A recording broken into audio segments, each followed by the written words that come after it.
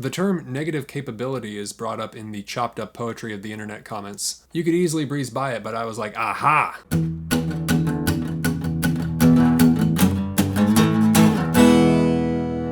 than food, man. Good morning, everyone. Welcome to Better Than Food Book Reviews. I'm your host, Clifford Lee Sargent. Great to see you as always. Hope you're doing well. Get that coffee. Delicious. From Brazil. Always a good choice. How's it going? Good to see y'all. Today is Vivienne by the American novelist, poet, and astrologer, Emmalea Russo, published in 2024. Great cover design on that one. This book was kindly gifted to me by the author Emily herself. Thanks a bunch, Emily. I really appreciate it. And thanks as well to Lydia at Vera PR for bringing the book to my attention. And finally, thanks as well to the author and publisher Udith the Matagoda, who runs Hyperidium Press and originally clued me into Russo's work by sending me one of her books of poetry entitled Confetti, though I've not yet read it, but the little bit that I've read, I enjoyed. Vivienne is Russo's debut novel, and it's a work of contemporary fiction with a not-so-contemporary sensibility. And I mean that as a compliment. The novel's emphasis on ambiguity in art and life seems old-world compared with the modern emphasis on socio-political sanctimony in the art world and otherwise.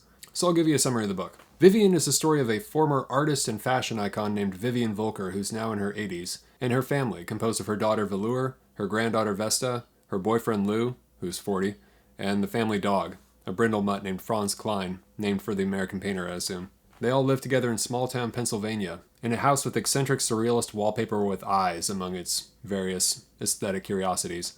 Like they're always being watched, right? Vivienne was the last lover of the controversial German artist Hans Bellmer, Velour's father, and Vivienne produced her art while she was with him in the 70s before stopping abruptly. In the book, Bellmer passed away while Vivienne was pregnant with Velour. Hans Bellmer was famous for his strange and perverse doll sculptures, these disturbing, twisted, disordered bodies, and he also did some pretty outrageous etchings for an edition of Story of the Eye by Georges Bataille, who's briefly mentioned in this novel, and Bataille seems to have been an inspiration for Russo.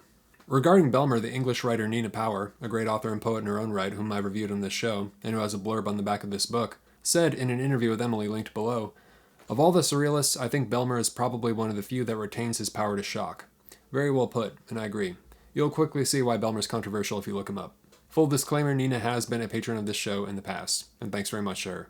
So when the story begins, Vivienne's work has been chosen by a museum in New York, the fictitious NAT, N-A-T, to be included in an exhibition entitled Forgotten Surrealist Women. Much of the novel is written in the style of satirical contemporary realism with interludes of surrealism, like with the dreams, but a unique element is that interspersed throughout the novel are comments or tweets, like you find on social media platforms like Twitter/X or YouTube.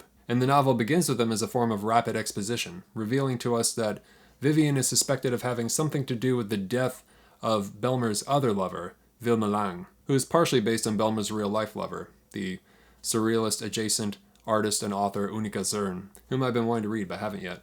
In real life, Zern committed suicide by jumping from a window in Paris, and Lain, in the book, did the same. But the question in the book is whether she jumped, as in real life with Zern, or whether she was pushed, directly or indirectly, by Vivienne. People, the commenters write, are quick to judge and hastily arrive at their own conclusions. The feverish speculation results in Vivienne's work being removed from the museum exhibit. She's been cancelled. Emily herself was cancelled a few years back, and so she's writing this story from experience. It seems that experience was partially the inspiration for the book. So the book is a mystery about a scandal in the art world, with Vivienne at the stake and the flames of controversy fanned by the internet. Jazz hands. Russo's book captures the ominous and omnipresent social surveillance of the internet, which can be a dangerous place for artists, or anyone for that matter, including grandmothers, maybe especially grandmothers. I think we'd all like to decrease the exposure of our sensitive personal information to malicious actors online, and so I'd like to tell you about the sponsor of today's video, Incogni, because they can help with that. Incogni is an online service that helps protect your personal data by removing it from data brokers and people search websites. Data brokers sell your information to marketing agencies, who then proceed to spam the hell out of you through text calls and email. I get so many, I almost never answer my phone these days, really.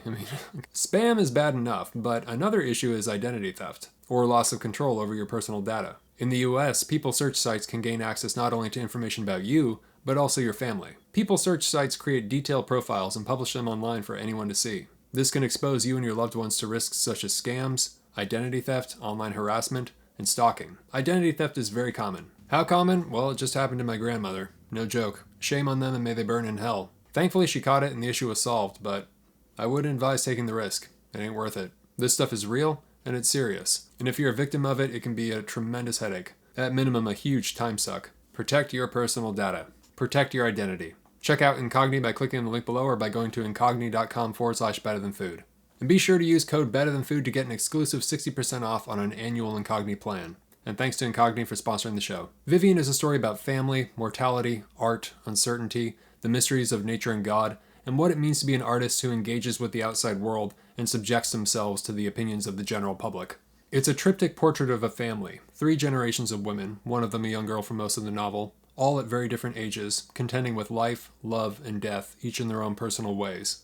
Together they seem to be the novel's protagonists, multiple facets of a single entity, as if they're the same person, and in a sense, genetically, they are. Spiritually, it seems as well. Russo's poetic talent is obvious. There's a very poetic quality to the book, noticeable just in Russo's word choice and structure. For example, a portion of one of her lines in the book is clasping green-black grass. Clasping green-black grass. Even the way your mouth forms it, it's poetry. I thought those words were striking and evocative and reveal her experience as a poet, not only from just the way the words sound together, but how they look on the page. Ambiguity is a central theme of the novel.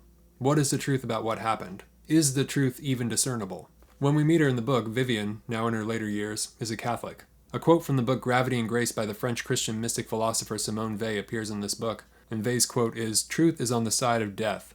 Weil's full quote in Gravity and Grace is, "To love truth means to endure the void, and, as a result, to accept death. Truth is on the side of death." Truth is on the side of death.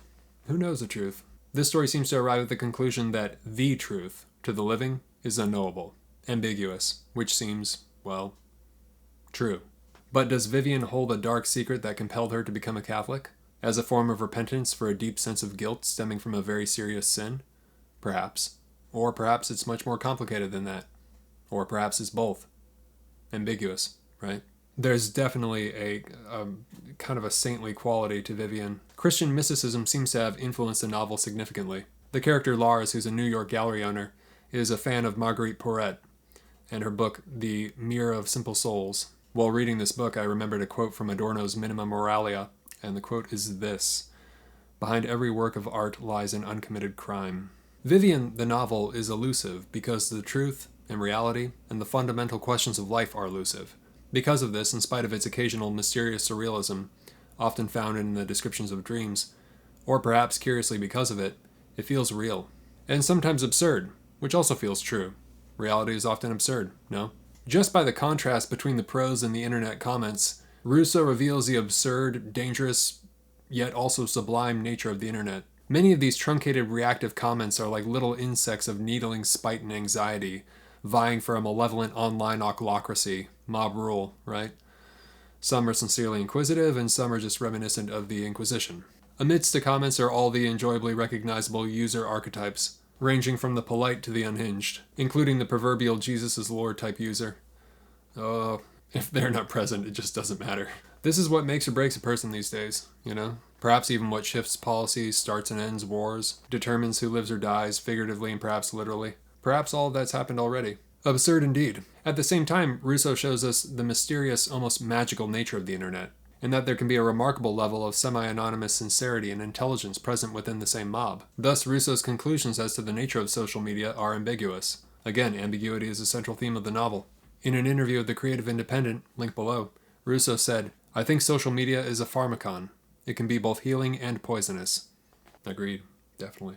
It's weird. It's like fucked up. Like when you have like an online presence and you're like, you get like too many nice comments and then you like occasionally relish a bad one. Somebody's like, "You fucking suck." Like, oh, that's nice. Bring me down a little bit, you know? But then you get too many bad ones and then you go back for the same thing, except this time you're looking for something positive. It's just this cortisol flip-flop. It's just, that can't be good for you. The publisher's synopsis for Vivienne refers to the internet comments as a Greek chorus of internet comments. And what I'm guessing they're referring to are the lines from the character The Chorus in the Oresteia by Aeschylus, which I've reviewed before, and you should check it out, and you should read it. It's a great book. The Chorus is a character representing a different group in each of the 3 plays that make up the Oresteia, commenting on the story's events. I thought it was a very clever homage by Russo, tying internet comments in modern literature back to ancient Greece, from whence tragedy derived, as this book, in part, is a tragedy. It works perfectly. The stylistic rendering is so similar. Disembodied voices of the collective consciousness, right? That was really impressive to me. You know, you could miss it, but I think that was totally intentional. I was really impressed by that. What's old is new. What's new is old. The novel is strikingly feminine, of course, A house full of women, all of them permutations of a singular personality. Being a man, it's not a familiar space for me, and so it was almost shockingly enjoyable to briefly inhabit and observe the close relationships between the women in this charmingly eccentric family, conflicted as they are. In its eccentric decor, the house is slightly reminiscent of a dollhouse, and seems haunted by Hans Belmer, his doll sculptures in the basement, the machine gunneress in a state of grace. Belmer's drawing is on the wall. The women live in a haunted dollhouse, right? And seem like dolls themselves sometimes in their uncontrollable fates governed by mysterious hands. You can often get a sense of what's coming, and that's certainly true for the characters. And especially in this time of real tumultuous uncertainty, to say the least, right? I think a lot of us can really relate with the kind of premonitions that these characters get. I think all three of them. Both Velour and Vivienne have lost the men they loved, and the sadness haunts them. So the book, actually, this is not an easy thing to do, but it actually made me sad.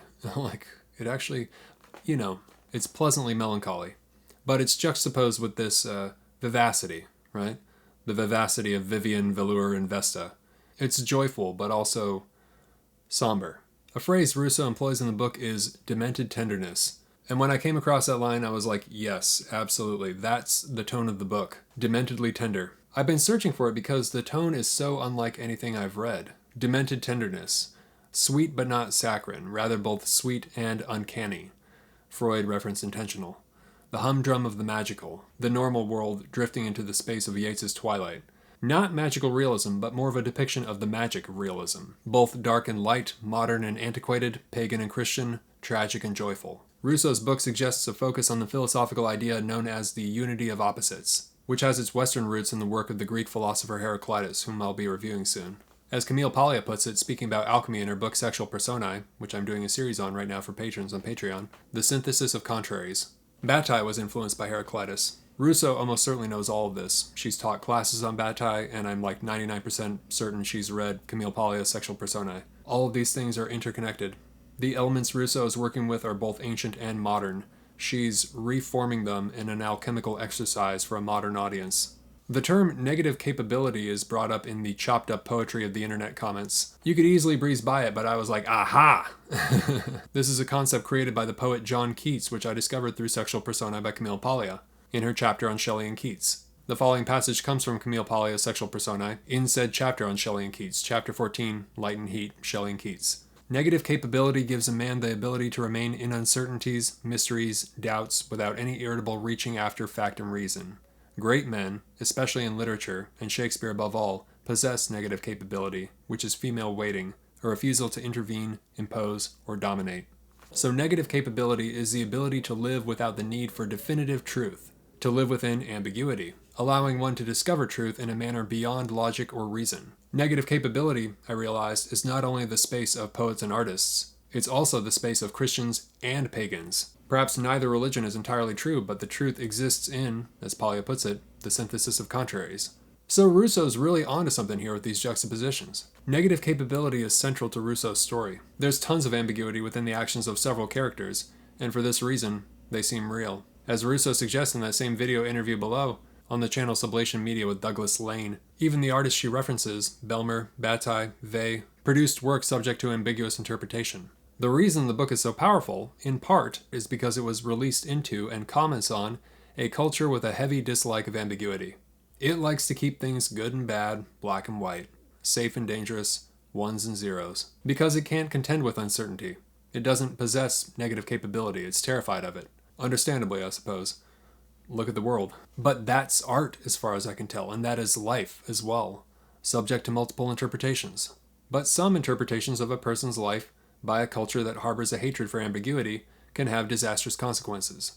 Negative capability, this mysterious feminine element, seems central to the book's creation. It's a mystery, but it's a mystery without moralistic judgment. There is only a portrait of life as a mystery, wherein, as a quote from Simone Weil in the book says, truth is on the side of death. The entirety of Vivienne's life is mysterious, as is her daughter Velour's and her granddaughter Vesta's. All the women live with the element of negative capability. It seems that the truth to the living is unknowable. There are methods of divining the truth, and we all have our own methods. Science, philosophy, Catholicism, but ultimately, the mysteries remain unsolved. The book is filled with haunting moments of premonition, magic below surface reality, unseen rivers of fate. Yet their reality remains believable. Believable but indiscernible to the characters as much as it is to us. What is this strange process called life, right? What's coming? This is a premonitory moment in the book with Vivienne.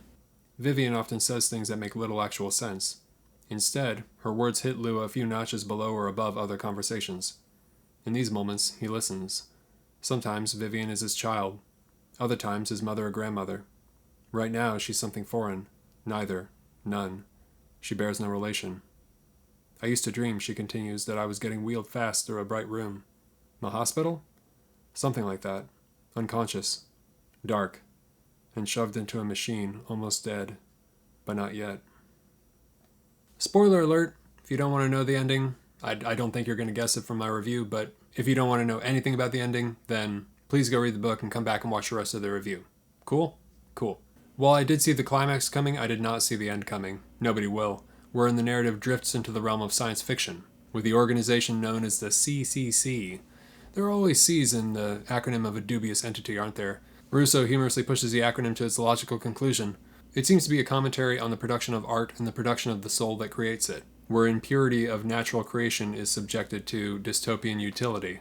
A complete violation of Bataille's theory of unproductive expenditure from his book The Accursed Share, which might have informed the idea. As I understand the ending, Russo is telling us that society wants the generation of artistic spirit, of soul, without this uncertainty central to the novel, without negative capability, right?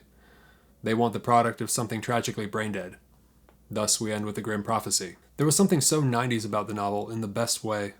Yeah, must be that negative capability. The 90s certainly had more of that, undoubtedly. I miss it. I was like 10. Still, you know? So what is my take? It was inconclusive, perhaps even unsatisfying, in a way that was totally satisfying, intellectually. You know what I mean? There are question marks everywhere, which is exactly the point, because it provokes perhaps the most important reaction you can have to a work of art. Thought. Like Vesta says in the book, thinking is rare, even among the legally living. The novel is at heart very, again, sweet. Not my normal go-to as far as novels, but because of Russo's dark sensibilities, the sweetness and darkness play off of each other in a way that creates something remarkable. It's melancholy, but yeah, an oddly sweet novel. The family is authentically eccentric, charming. Normal but not. Better than food. 4 out of 5 coffees. I thought it was a lovely novel. Poetic, poignant, lovely. A reassuring experience in the landscape of contemporary literature. Not jaw-dropping or life-changing, but reassuring certainly, in its capacity to provoke introspection and produce poetic beauty. I really enjoyed the book. Partially it's because of her references, this is the material I gravitate towards, but Russo's got her own voice and it's strong. So what did I dislike?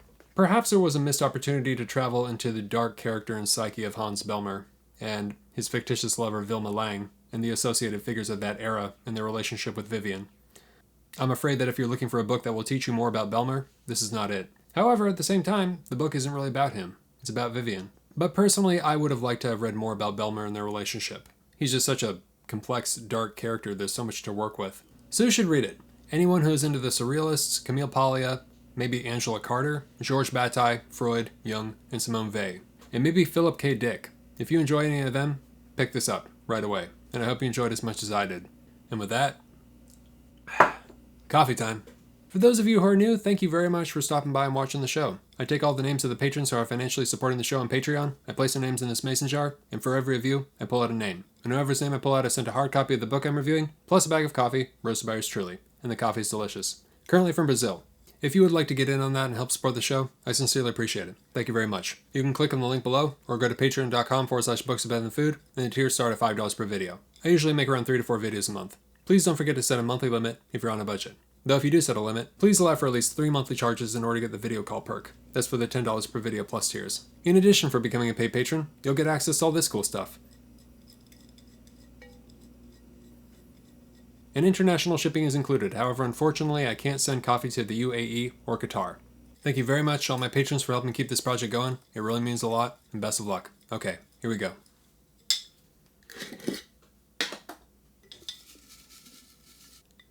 Dan P. Thank you very much, Dan. Really appreciate it. You're going to receive Vivienne by Emmalea Russo, plus a bag of coffee, roasted by yours truly, and I hope you love both. Cheers. Please subscribe if you have not already, and hit the thumbs up if you enjoyed this, and click the little notifications bell to get notified every time I release a video so the algorithm doesn't swallow me whole. And always remember, die reading. All right. Thanks for watching. Great to see you as always. Take care of yourselves. Have a good night. Talk to you soon. Ciao.